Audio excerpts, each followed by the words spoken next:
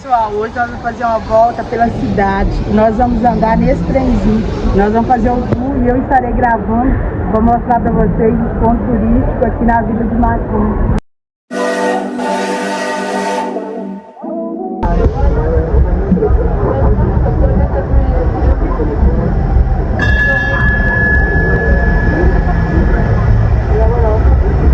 Messieurs, dames, bonjour et bienvenue à bord de notre train touristique de l'Office de tourisme Macon Sud Bourgogne. Et je me présente, je m'appelle Benoît et je serai votre conducteur pour ce voyage. Ladies and gentlemen, welcome on board on the touristic. Alors les boum boum que vous entendez, hein, messieurs, dames, eh bien c'est les balances des concerts qui auront lieu donc ce soir spécial 80. Nous aurons donc Plastic Bertrand, nous aurons bien évidemment Imagination. Et tous ces grands artistes qui viennent des années 80. Bonjour à la terrasse du Starbucks Café, mesdames.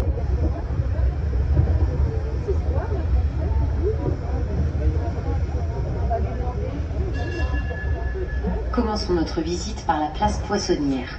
Anciennement appelée place de l'écorcherie, c'était la place des bouchers. Un endroit stratégique pour cette profession car un canal transportait le sang et les déchets d'abattage directement vers la Saône. Les habitants se plaignaient d'odeurs pestilentielles ainsi que des mouches et des rats. C'est pourquoi l'activité sera déplacée aux Halles, rue Franche. En 1765, par une ordonnance du roi, on autorise le déplacement de la boucherie afin de faciliter la circulation. Il faudra attendre le 19e siècle pour que cette place soit retravaillée. C'est en 1850 qu'elle accueille le marché aux poissons et qu'elle prend finalement le nom de place Poissonnière. Quelques pas plus loin, ne manquez pas la place aux herbes et la maison de bois, un joyau du patrimoine local accessible uniquement à pied, que vous pouvez également découvrir avec les visites guidées quotidiennes de l'Office de tourisme.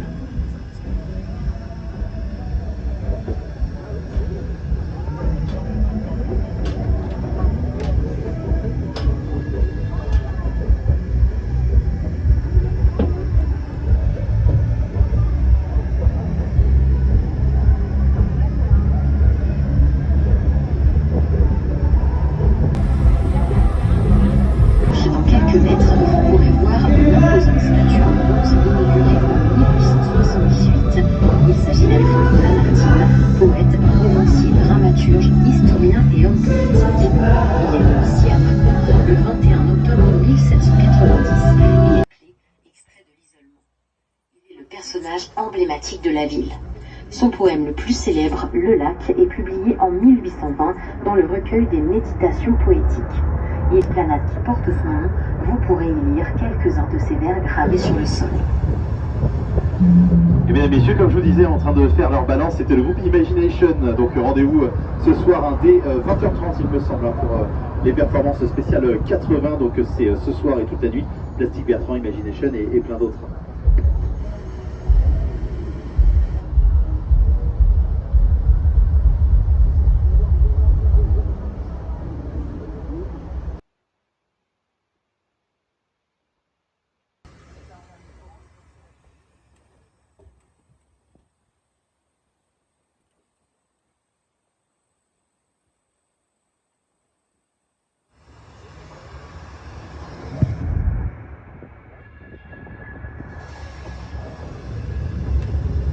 Et mesdames et messieurs, sur votre droite, un établissement iconique de Macon, ici le millésime. En attendant bien évidemment le début des concerts, n'hésitez pas à commencer votre soirée ici autour d'un verre, les pieds dans l'eau avec la Saône juste en face de vous, un cadre formidable. Nous circulons maintenant le long des quais des Marans qui accueillent les croisiéristes mais offrent également une belle balade en pleine ville, loin du bruit de la circulation. Au XVIIIe siècle, de nombreuses lavandières venaient y laver leur linge. Cette activité était particulièrement bien organisée avec des bateaux lavoirs directement sur la Saône. À l'époque, les rivières n'étaient pas valorisées mais simplement utilisées pour recevoir les différents déchets comme ceux des tanneurs ou des bouchers dont nous avons parlé tout à l'heure. Aujourd'hui, à la belle saison, c'est également le point de départ pour les balades en bateau. Poissonnière, donc c'était la place de l'écorcherie avec les bouchers et les tanneurs. Et comme ça vous a été donc dit ici sur le quai des Marans, donc il y avait également donc les lavandières sur la Saône qui lavaient le linge avec les bateaux lavoirs. Alors c'était des activités qui devaient bien se synchroniser entre elles, puisque je vous laisse imaginer si les lavandières lavaient les draps et le linge dans la Saône pendant que les équarrisseurs jetaient donc les abats dans la Saône, je vous laisse imaginer le désastre. Donc voilà, il y avait réellement toute l'activité qui était synchronisée et qui devait donc se passer avec une bonne communication, sinon bon bah vous avez déjà eu du sang sur les draps, ça s'en va pas comme ça, monsieur.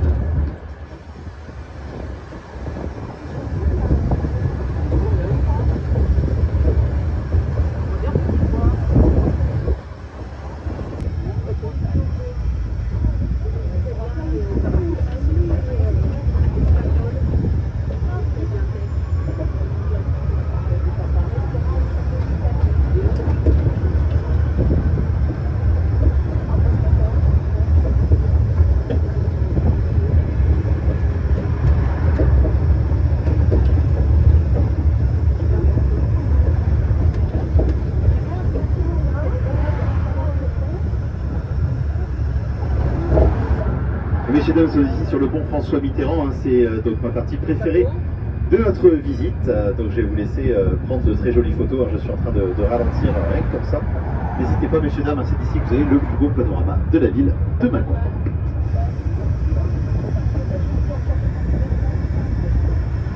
Nous voici sur le pont François Mitterrand, un ouvrage moderne inauguré en 2009 qui enjambe la Saône et offre une vue imprenable sur Mâcon. Prenez un instant pour admirer le panorama. La Saône, qui prend sa source dans les Vosges, à Viaux-Mesnil, a toujours été essentielle pour la ville. Déjà utilisée par les Celtes pour la navigation, elle relie aujourd'hui le port de Plaisance à la halte nautique. Son bassin accueille de nombreuses compétitions, notamment d'aviron et de motonautisme, et elle est prisée pour la pêche et la navigation fluviale grâce à son débit calme et régulier. D'ailleurs, Jules César, dans la guerre des Gaules, décrit la Saône en évoquant Mâcon. Son cours est d'une incroyable lenteur au point que l'œil humain ne peut juger du sens du courant. À cette époque, la ville portait le nom de Matisco, c'est-à-dire la colline en bord de rivière.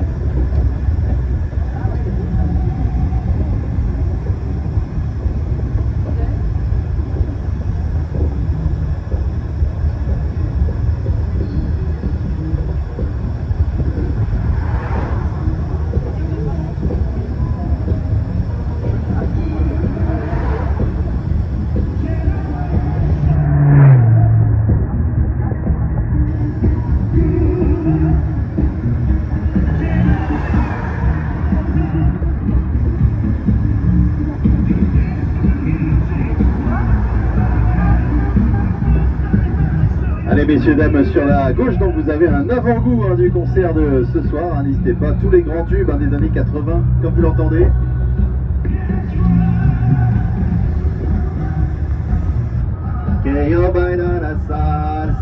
Ah, je vais aller sur scène, messieurs, dames, avec eux, je pense. Hein, je suis chaud déjà. Hein.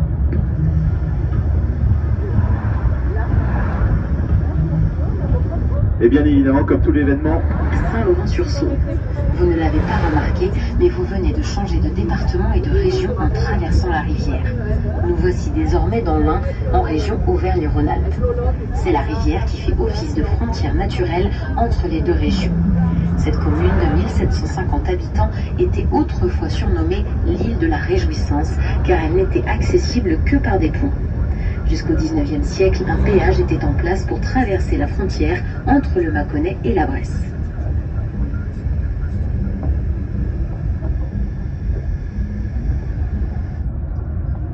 Et ce que je voulais dire, hein, messieurs, dames, avant que ma collègue dans les commentaires me coupe la parole, c'est que tous les concerts hein, de l'été frappé sont gratuits, bien évidemment, messieurs, dames. Donc n'hésitez pas, si vous avez un ou une amie hein, qui s'est vanté d'avoir été voir Imagination, je sais pas moi, à Paris-Bercy ou au Stade de France, et qui a payé 150 € sa place, vous pourrez lui dire gentiment que juste en bas de chez vous, pour la même chose, et ben c'était gratuit. Voilà. Alors je fais toujours attention, messieurs, dames, à cette priorité à droite, puisque comme vous pouvez le constater, au bout de la rue, il y a la gendarmerie nationale de Saint-Laurent-sur-Saône. Donc s'il y a bien une priorité à droite, messieurs, dames, à faire dans le village, c'est celle-ci. On passe le bonjour bien évidemment à tous les militaires de la brigade de gendarmerie de Saint-Laurent-sur-Saône qui participent de ce côté de la Saône, puisque nous changeons de département et de région, au dispositif de protection estivale, afin que vous puissiez passer un bon été en toute quiétude. Alors, je préfère leur faire de la pub, peut-être qu'un jour, si je me retrouve en mauvaise posture, ils penseront à moi et ils seront gentils.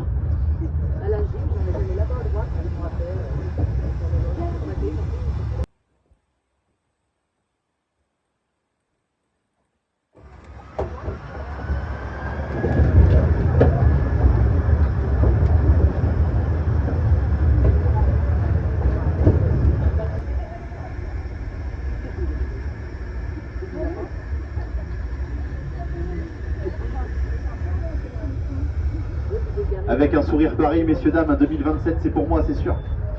Votez petit train, votez bebe. Vous me direz, vu la politique actuellement, ça peut pas être pire.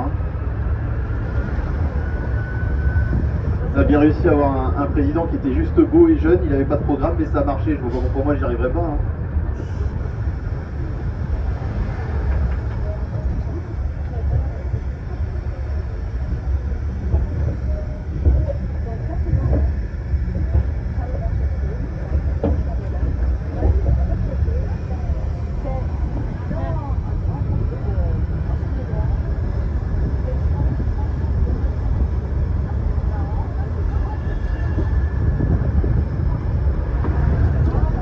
Nous sommes sur le pont Saint-Laurent. C'est l'un des plus anciens ponts traversant la Saône, évoqué dès le XIe siècle dans l'histoire de Mâcon. Il a été fortifié au XIIIe siècle et est alors placé sous la protection de Saint Nicolas, le saint patron des bateliers. Tout au long de son histoire, le pont a subi de nombreuses modifications en raison des fortes crues, des chocs dus à la navigation ou encore des conflits militaires. Figurez-vous qu'une arche a été dynamitée par les Allemands en 1944 afin de ralentir les Alliés. En 1980, une péniche heurta violemment le pont et faillit le détruire. Les élus locaux se sont alors battus pour sécuriser l'ouvrage. Finalement, en 1983, un canal de contournement de 4 km est creusé autour de Saint-Laurent afin de le sauver. Le pont est classé au titre des monuments historiques en 1987. Alors messieurs, dames, prochaine étape de notre voyage Mâcon by Night. Attention madame, le feu piéton est rouge, merci. Mâcon by Night, ce sera la rue Franche, avec tous les bars, et le premier d'entre eux qui sera sur votre droite une fois que nous aurons tourné dans la rue, ce sera l'Insolite. C'est mon bar karaoké, messieurs, dames, puisque oui, je suis aussi doué avec un micro, mais pas seulement pour parler dedans. Et il sera là sur la droite, messieurs, dames, avec le haut vent de couleur verte.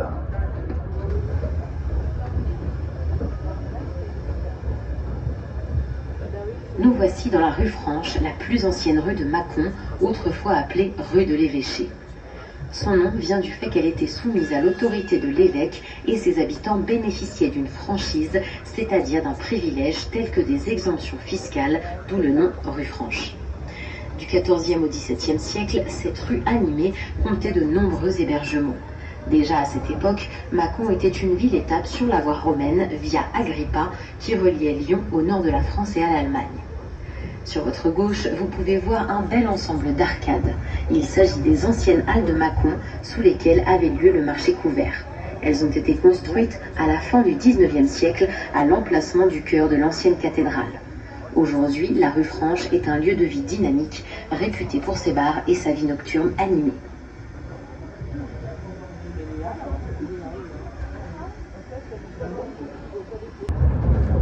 Et bien évidemment, sur la gauche, c'était le comptoir à cookies. Les cookies qui sont donc totalement artisanaux et faits maison, n'hésitez pas à y aller.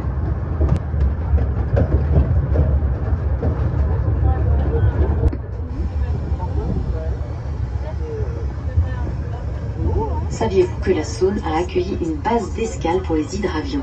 En 1936, Mâcon est devenu un point stratégique pour la compagnie britannique Imperial Airways pour l'escale de ses hydravions, assurant une ligne régulière entre l'Angleterre et l'Inde ou l'Afrique du Sud.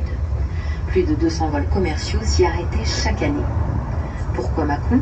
Grâce à la grandeur de la Saône, son cours d'eau rectiligne et son calme absolu, idéal pour les premiers hydravions qui venaient y faire le plein avant de repartir.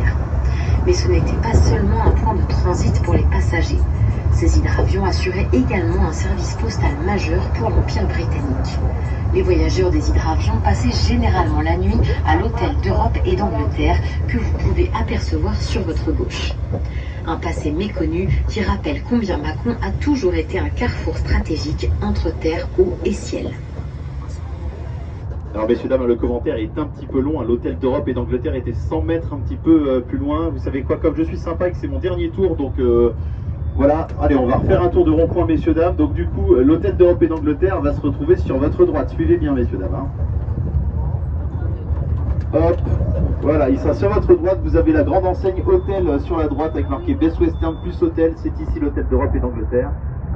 Et il faut savoir que c'est ici, messieurs, dames, que pour la première fois de l'histoire, eh bien, le chef, monsieur Victor Burtin, donc il a été le premier de l'histoire à recevoir les 3 étoiles du guide Michelin. C'était ici à Mâcon en 1933.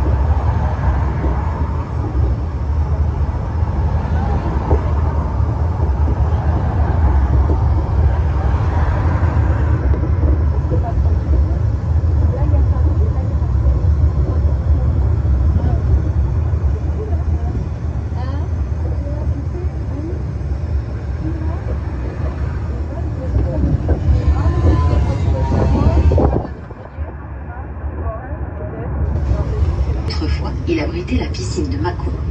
Aujourd'hui, il est le point de départ des régates d'aviron. Ce sport est une véritable tradition ici. Le club d'aviron de Mâcon est l'un des plus anciens de France et ses équipages brillent régulièrement aux championnats nationaux. Ici à Mâcon, nous avons bien sûr le club féminin de basket, le Charnay Basket Bourgogne Sud. Alors,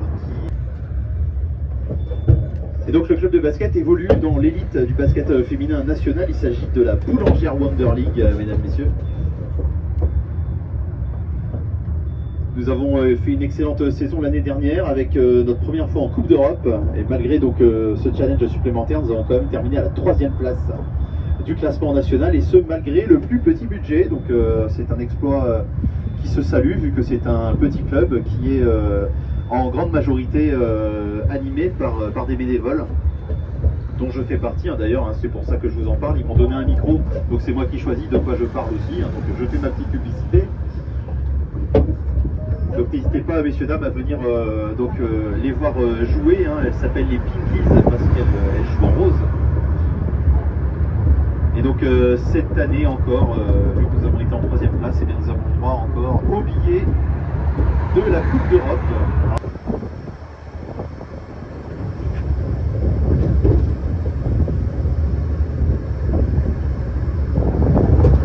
Avant d'être conducteur du petit train de la ville, j'ai roulé donc pour les bus de ville ici à Mâcon, et juste avant j'ai fait aussi du car de tourisme. Je peux vous dire que eh bien, je pense que c'est la meilleure partie de ma carrière, même si je vous aime bien, messieurs, dames, hein, mais je vous avoue qu'avoir un beau navire amiral comme j'ai pu avoir, très franchement, ça fait plaisir. Et donc j'ai pu aussi conduire des équipes de basket aussi. Sur le prochain commentaire, ça va être le musée des Ursulines. Alors je vous demande d'être extrêmement vigilant. Le commentaire fait à peu près 1 minute et demie, cependant la grille ne fait que 5 mètres de large. Sur votre droite, voici le musée municipal de Mâcon, le musée des Ursulines. Exposant près de 3000 œuvres, il se pose un lieu incontournable pour les amateurs d'histoire et d'art. Allant de la peinture à la sculpture en passant par le mobilier, son parcours traverse les époques de l'Antiquité jusqu'au XXe siècle. Il comprend notamment une section sur l'archéologie locale, retraçant l'histoire ancienne de la ville à travers les fouilles locales, une aile consacrée aux artistes régionaux, illustrant l'évolution des paysages et des activités de la région, mais aussi la plus grande collection consacrée à Alphonse de Lamartine, qui illustre sa vie et son œuvre, tant littéraire que politique. Les collections Beaux-Arts regroupent quant à elles des peintures, sculptures et meubles, reflets de l'évolution du goût de la Renaissance à nos jours. Ancien couvent des Sœurs Ursulines au XVIIe siècle, prison pendant la période révolutionnaire, caserne militaire durant la Première Guerre mondiale, maison des associations et enfin musée depuis 1968.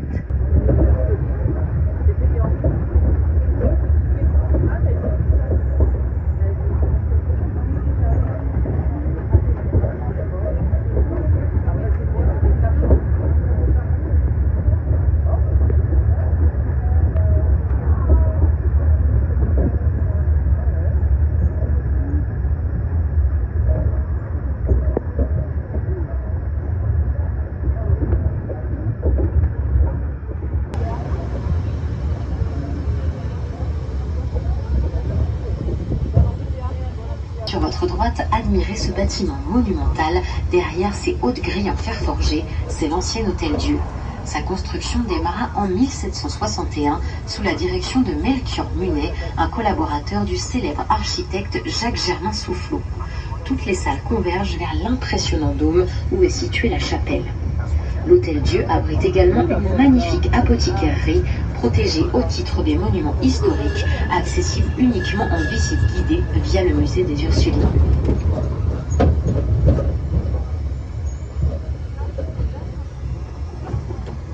Alors, je ne sais plus, est-ce que j'ai des petits dans le train? Non. Je vais quand même vous expliquer ce que c'est qu'une apothicaire-rie, messieurs, dames. Salut aux gérants de l'Italiano, messieurs, dames. Alors, mais oui, donc les enfants, l'apothicaire, son rôle c'était d'aller chercher dans la nature des fleurs, des feuilles, des plantes. Et on s'était rendu compte que certaines plantes, si on les consommait en tisane, en pommade, ou alors carrément séchées, on avait des fois moins mal aux dents, moins mal au ventre, moins mal à la tête. Donc le rôle de l'apothicaire, c'était d'aller chercher ces plantes et de les préparer dans l'apothicarie, qui est son bureau en fait. Et voilà, on peut dire que c'est donc l'ancêtre de notre pharmacien.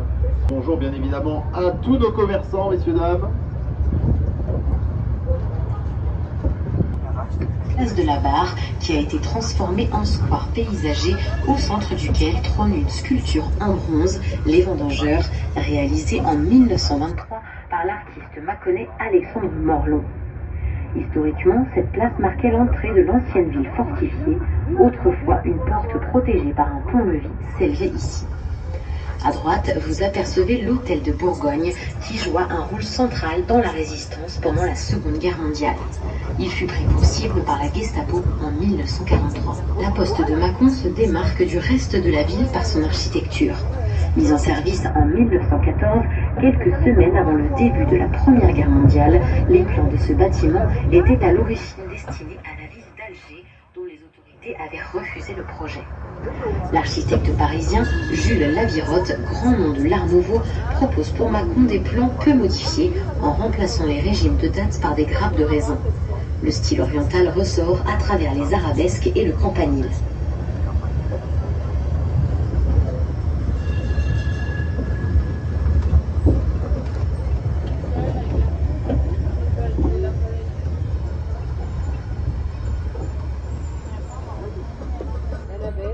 Et on passe le bonjour, messieurs, bien évidemment, au réseau de Tréma avec la navette ici, la navette nord-sud, complètement gratuite, qui vous permet donc de rejoindre le quartier Saint-Clément, qui est en face de nous, et qui vous emmène jusqu'au cinéma. Donc c'est une circulaire, elle redescend après sur les quais. N'hésitez pas donc à l'emprunter. Donc,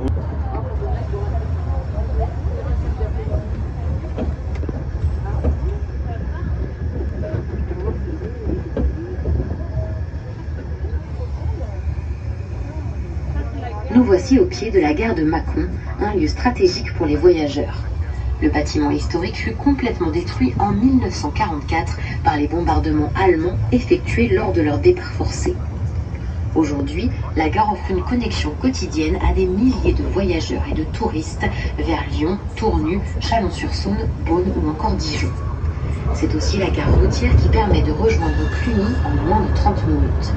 À quelques kilomètres, une deuxième gare, Mâcon-Locher TGV, permet de rejoindre Paris en 1h30.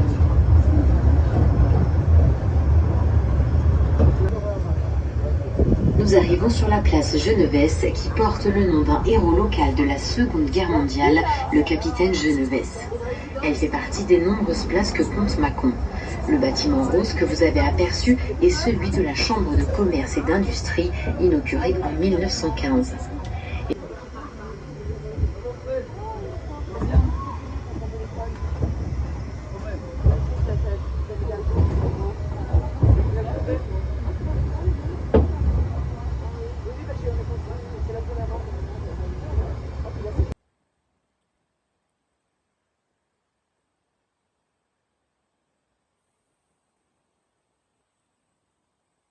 À votre droite se trouve la Charité-Soufflot, un ancien hospice dont la construction entre 1752 et 1762 fut confiée à Jacques-Germain Soufflot, également à l'origine de l'Hôtel-Dieu de Lyon et du Panthéon à Paris. Les indigents, orphelins et mendiants y furent accueillis par des religieuses pendant plus de 2 siècles. Transformé en maison de retraite dans les années 80, il est aujourd'hui un immeuble d'habitation.